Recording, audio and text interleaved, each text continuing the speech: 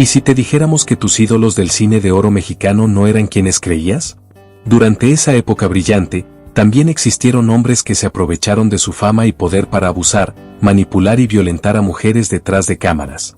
Eran vistos como caballeros, admirados por millones y elevados a la categoría de leyendas, pero muchas de sus víctimas los recuerdan como depredadores con traje y aplausos. En este video, vamos a revelar los 15 peores abusadores de mujeres del cine de oro mexicano. Casos documentados, denuncias silenciadas y historias borradas por una industria que protegía a los suyos, aunque eso significara destruir a otras. Quédate hasta el final, porque esto no te lo cuentan en los libros de historia. Tito Junco tenía una presencia imponente en pantalla, pero su verdadero poder lo ejercía lejos de los reflectores. Su carácter autoritario y altanero lo convirtió en una figura temida dentro del medio cinematográfico, especialmente para las actrices jóvenes que recién comenzaban.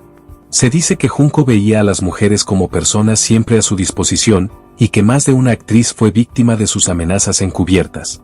Si alguna se negaba a sus demandas, las consecuencias eran inmediatas: papeles perdidos, contratos anulados y una reputación manchada sin posibilidad de reparación. No era solo un galán de cine, era un hombre que utilizaba su influencia para obtener lo que deseaba. En aquel entonces, hablar en su contra era impensable, porque Junco contaba con el respaldo de una industria que prefería mirar hacia otro lado. Víctor Junco no tenía la misma fama de seductor que otros actores del cine de oro, pero su reputación en los camerinos era aterradora.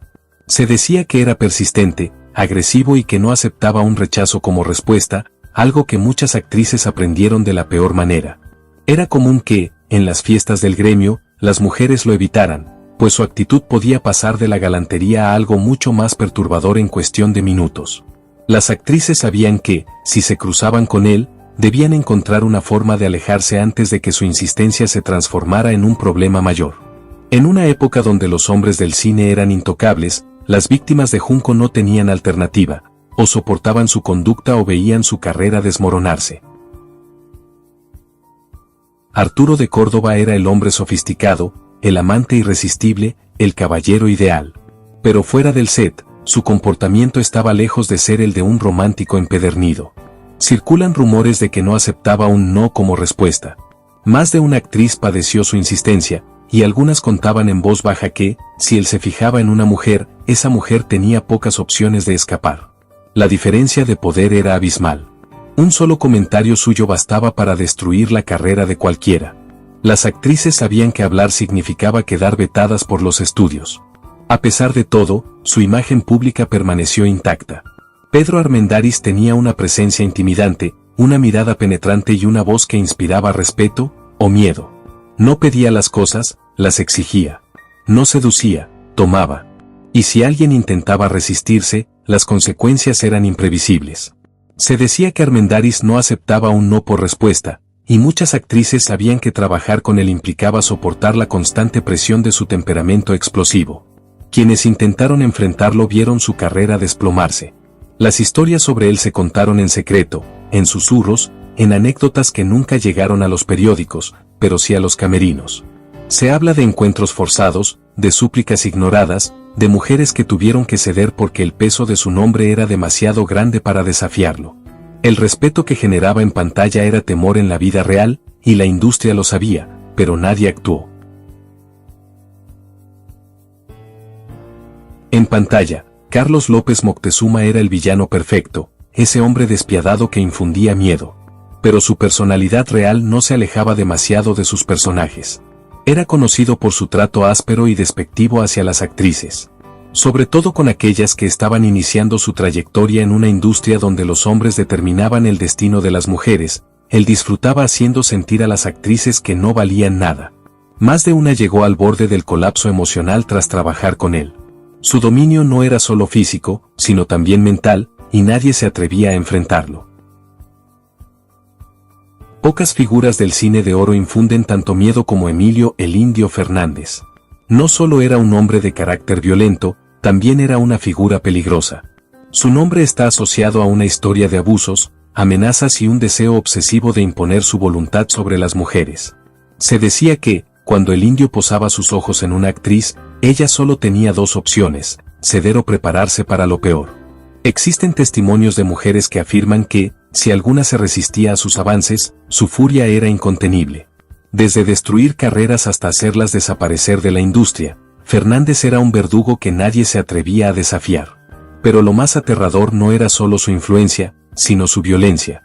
Se habla de noches de horror en sus fiestas privadas, de mujeres que salían llorando de su casa, pero que jamás pudieron contar lo que ocurrió adentro. Su poder era absoluto. Y la impunidad con la que actuaba era escalofriante. Ramón Gay era conocido por su porte distinguido y su talento actoral, pero en su vida personal las cosas eran muy distintas. Su historia más escandalosa lo involucra con la actriz Evangelina Elizondo, a quien acosó obsesivamente tras su separación. El desenlace fue trágico, murió a manos del esposo de Evangelina, quien lo confrontó después de que Ramón se negara a dejarla en paz. Luis Aguilar fue uno de los grandes ídolos del cine ranchero, un hombre que en pantalla encarnaba el valor y el romanticismo, pero cuya vida privada distaba mucho de ser un cuento de hadas. Su fama de mujeriego era bien conocida, pero pocos se atrevían a hablar de cómo conseguía la atención de las mujeres. Se hablaba de fiestas donde el alcohol corría sin límites y donde las actrices o mujeres más atractivas eran invitadas especiales, muchas veces sin saber realmente lo que ocurría en esos encuentros. Algunas de las que se relacionaron con él terminaron con sus carreras destruidas, mientras que otras simplemente desaparecieron del medio sin dejar rastro. En una industria dominada por los hombres, Aguilar sabía cómo usar su estatus para salirse con la suya. Si una mujer lo rechazaba, él podía asegurarse de que no volviera a encontrar trabajo en el cine. Joaquín Cordero, uno de los más famosos galanes de la época de oro, luego de su retiro sufrió uno de los golpes emocionales más fuertes en toda su vida, la muerte de su esposa, algo que le provocó graves efectos en su salud, mismos que empeoraron hasta el punto en que le arrebataron la vida. Desde muy joven, Joaquín Cordero sabía que su vocación estaba en la actuación, pues siempre intentó colarse entre los sets de grabaciones y ensayos de obras teatrales para ver si, por casualidad, la producción necesitaba de algún actor extra o reemplazo. Luego de mucha perseverancia, el histrión comenzó a ser llamado para pequeños papeles de personajes diferentes, hasta que le llegó una de sus primeras grandes oportunidades. Se la llevó el Remington, película protagonizada por Luis Aguilar y Carmelita González. Casi al mismo tiempo en que comenzó a tener éxito al hacerse camino en el cine, conoció a Alma Guzmán, hermana mayor de la periodista de espectáculos Maxine Woodside, de quien quedó completamente enamorado. Joaquín le declaró su amor poco después de haberla conocido, pero ella no quería mantener ningún tipo de romance con el actor, pues ya tenía fama de ser coqueto con sus compañeras de trabajo. No obstante, la buena química era evidente y Alma no quiso resistirse más, así que aceptó, pero con la condición de llegar al altar en cuanto antes, algo que no le gustó mucho al histrión, pues quería poner atención a su carrera. No pasó mucho tiempo para que Cordero, completamente enamorado, le prometiera a González que, en cuanto lograra conseguir su primer papel protagónico, comenzarían los planes de su boda, pues con la paga que obtuviera de esa oportunidad cubrirían los gastos de su unión. La promesa se cumplió en 1950, cuando interpretó a un boxeador en la cinta Las dos huerfanitas. La pareja llegó al altar en compañía de sus familiares y la felicidad de que su vida estaba yendo por el camino que ambos buscaban. Este papel como boxeador volvió a darle grandes oportunidades en el cine, como lo fue la película Pepe el Toro, en la cual compartió créditos con Pedro Infante, quien después se convirtió en su enemigo. La carrera artística de Cordero no solo se enfocó en el teatro o el cine, sino que gracias a su perfil como galán, también se abrió paso en la pantalla chica con la llegada de las telenovelas. Joaquín Cordero siempre proyectó la imagen de un hombre serio y cortés, alguien que imponía respeto en la industria. Pero tras bambalinas, las historias sobre su comportamiento eran muy distintas. Se dice que, en su juventud, tenía un carácter controlador y autoritario, especialmente con las mujeres que lo rodeaban. Las actrices menos experimentadas lo evitaban, y había quienes advertían que trabajar con él implicaba tolerar su temperamento explosivo y sus demandas personales, sí, esas que todos entendían a qué se referían. Dentro de los círculos del cine, se comentaba que su lado más oscuro solo lo conocían quienes se cruzaban en su camino en el momento equivocado. Y aunque su imagen pública se mantuvo intacta durante años, las historias sobre su verdadero carácter nunca desaparecieron del todo. Jorge Negrete era el charro encantador, el hombre que enamoraba con su voz y su porte. Pero, a puertas cerradas, su temperamento distaba mucho de ser caballeroso. Era conocido por ser posesivo, temperamental y dominante. Las mujeres que estuvieron a su lado lo sufrieron en carne propia. María Félix, la única que se atrevió a enfrentarlo, reconoció que su relación fue tormentosa. Se decía que Negrete sufría de celos enfermizos y tenía ataques de ira que dejaban huellas emocionales e incluso físicas. No solo sus parejas padecieron su carácter. Dentro del cine, actrices y compañeras de reparto también vivieron su autoritarismo. Más de una afirmó que negociar con él era imposible, o se hacía lo que él ordenaba, o no se hacía nada. En una época en la que los poderosos tenían control absoluto, las víctimas de Negrete nunca pudieron hablar. Pero la pregunta sigue en el aire: ¿cuántas actrices guardaron silencio por miedo a que su carrera se desvaneciera con un simple gesto suyo? En pantalla. Andrés Soler fue un pilar de la actuación en México, un hombre que formó a muchas estrellas del cine de oro. Pero su posición de maestro también le otorgaba acceso a nuevas actrices que soñaban con la fama. Muchas de ellas vivieron experiencias que nadie se atrevió a denunciar en su momento. Algunos testimonios aseguran que utilizaba su poder para obtener favores a cambio de promover carreras. Se hablaba de reuniones privadas con alumnas, de promesas que solo se cumplían si mostraban interés más allá de la actuación. En un tiempo donde los maestros eran figuras intocables, las actrices sabían que denunciarlo significaba quedarse sin futuro en la industria. ¿Cuántos nombres ilustres del cine de oro crees que llegaron a la cima después de haber sido obligadas a pagar un precio demasiado alto? Pedro Infante era el alma del pueblo, el mecánico que cantaba, el hermano leal, el amante arrepentido, el hijo ejemplar. Su sonrisa conquistaba, pero su influencia iba mucho más allá del afecto de sus admiradoras. Durante las décadas de 1940 y 1950, Pedro Infante fue el actor más taquillero de todo México. Cada una de sus películas era sinónimo de éxito. Los estudios sabían que, si Pedro aceptaba un proyecto, se aprobaba en cuestión de minutos, y si lo rechazaba, era mejor buscar otro libreto. Sin embargo, su poder no era impositivo. Pedro no alzaba la voz ni imponía condiciones. Su fortaleza residía en su carisma, su inteligencia emocional y su capacidad de influencia.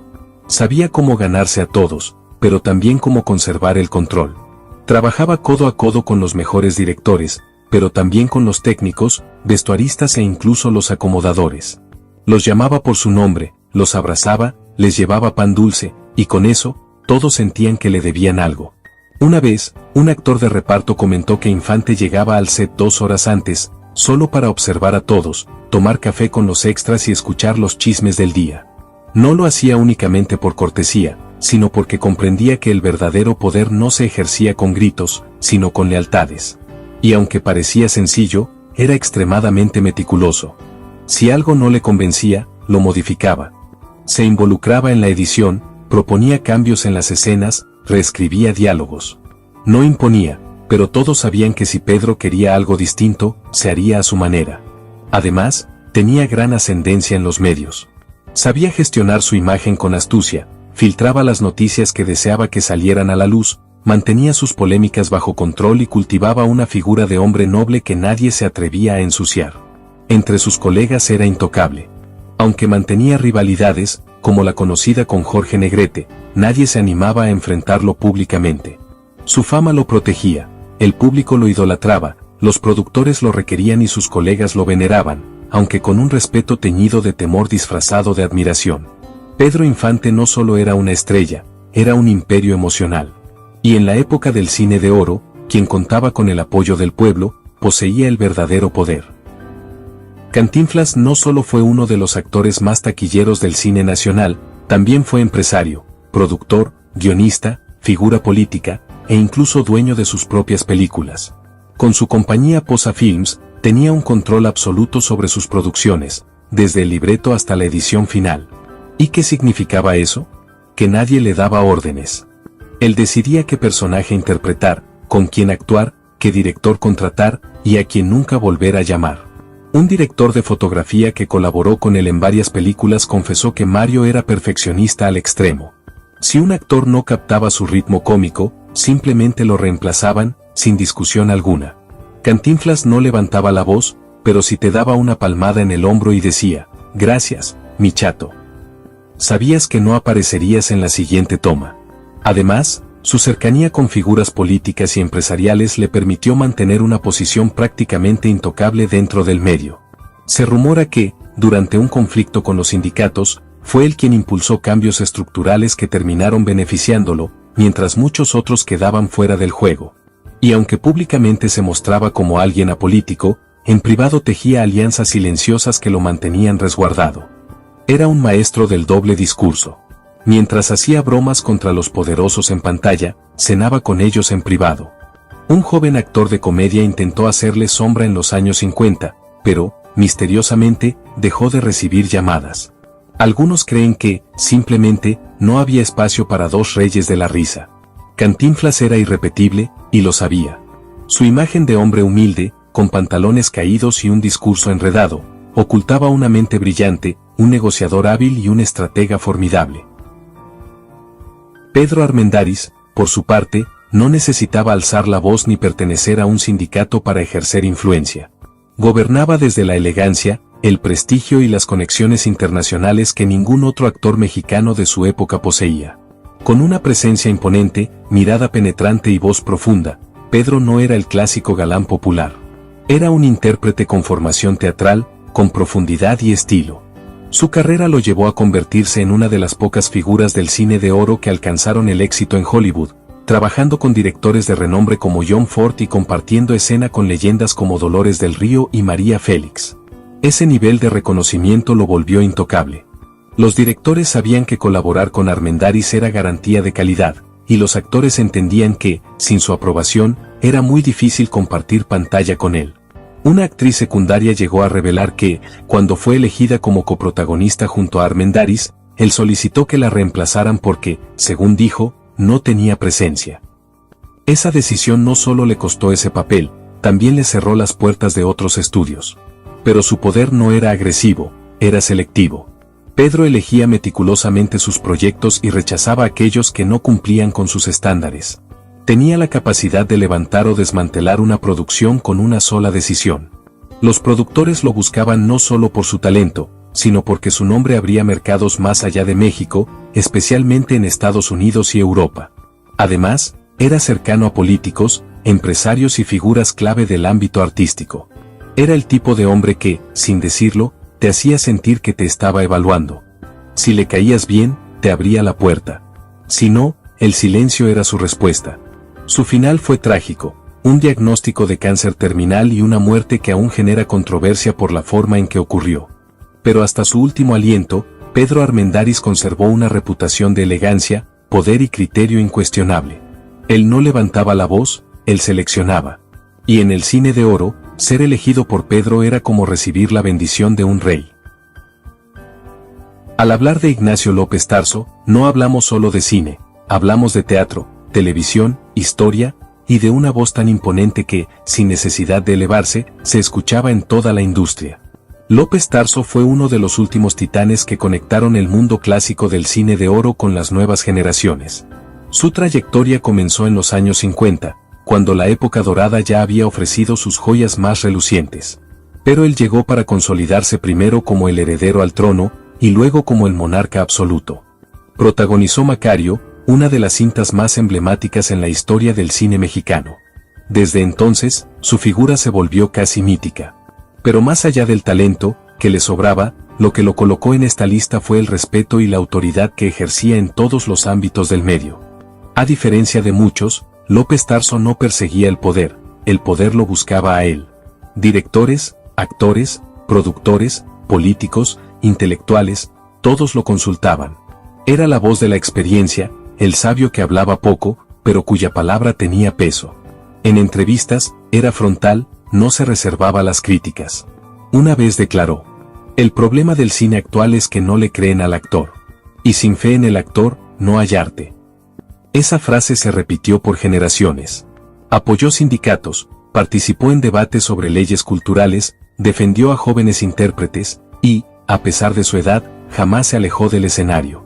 Su longevidad fue también su fortaleza, vio pasar modas, estrellas fugaces, escándalos, y él permanecía ahí, con la cabeza en alto y el escenario a sus pies. Una actriz que compartió escena con él en los 2000 dijo: Estar con don Ignacio era como actuar junto a la historia misma. Nadie se atrevía a levantar la voz en su presencia. No hacía falta, él imponía respeto con el alma. López Tarso fue el gran maestro, el último patriarca, el actor que, incluso cuando ya no tenía que demostrar nada, seguía enseñando cómo se honra un personaje, un set y un país. Y por eso, en esta lista de figuras que dominaban el cine de oro, él ocupa el primer lugar. No por ambición, sino por grandeza. Antonio Badú tenía la imagen del galán clásico, el hombre que derrochaba encanto y sabía exactamente qué decir para conquistar.